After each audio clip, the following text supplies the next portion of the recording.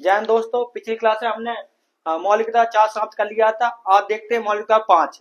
तो चलो class start करते हैं। मौलिकता 5 क्या कहता है? संस्कृति एवं शिक्षा संबंधी अधिकार। यह आर्टिकल 29 से 30 तक है। आर्टिकल 29 क्या कहता है? अल्पसंख्यकों के हितों की बात की गई है। भारत में अल्पसंख्यक होने का आधार धार्मिक या भाषा के अनुसार माना जाता है। मतलब ऐसा धर्म जो 10% से कम जनसंख्या वाला हो, या कोई ऐसे लोग जो 10% से कम देखो भाषा बोलते हो, उसे ही अल्पसंख्यक कहते हैं। आर्टिकल 29 क्या कहता है?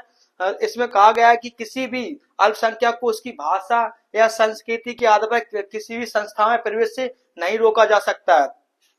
उसे जब कोई भी अल्पसंख्यक को, आर्टिकल 29 क्या कहता है? कोई भी अल्पसंख्यक को उसकी भाषा या संस्कृति के हिसाब से किसी भी कोचिंग या संस्था या सरकारी स्कूल में नहीं रोक सकते हो। अब आर्टिकल 30 देखते हैं। इसमें क्या है? अल्पसंख्यकों की शिक्षा संरक्षण। यह कहता है अगर कोई अल्पसंख्यक देखो बहुसंख्यकों के बीच में शिक्षा लेने से संकोच कर रहा है, तो उसे वो है अपनी पसंद की संस्था खोल सकता है, अपनी पसंद का स्कूल खोल सकता है। ये आर्टिकल 30 कहता है। सरकार उसे भी पूरा पूरा सपोर्ट करेगी और धन भी देगी।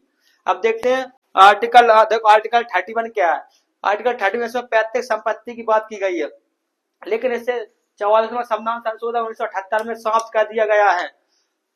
इसे समाप्त करके इसे कानूनी अधिकार बना दिया गया है और आर्टिकल देखो 300 के काम में रख दिया गया है। आर्टिकल आर्टिकल देखो नोट, लेकिन आर्टिकल 19 के में छठवां में आय संपत्ति की बात की गई है, जबकि 31 में इसमें पैतृक संपत्ति की बात की गई है। लेकिन इन दोनों को समाप्त करके कानूनी अधिकार बना दिया गया है और अनुच्छेद 300 के काम में रख दिया गया है।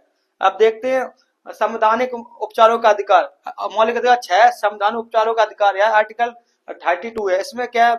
इसमें आर्टिकल 32 को बी आर अम्बेडकर ने संविधान की आत्मा कहा है। इसमें क्या है? इसे मूल अधिकारों को मूल अधिकार बनाने वाला मूल अधिकार कहा जाता है।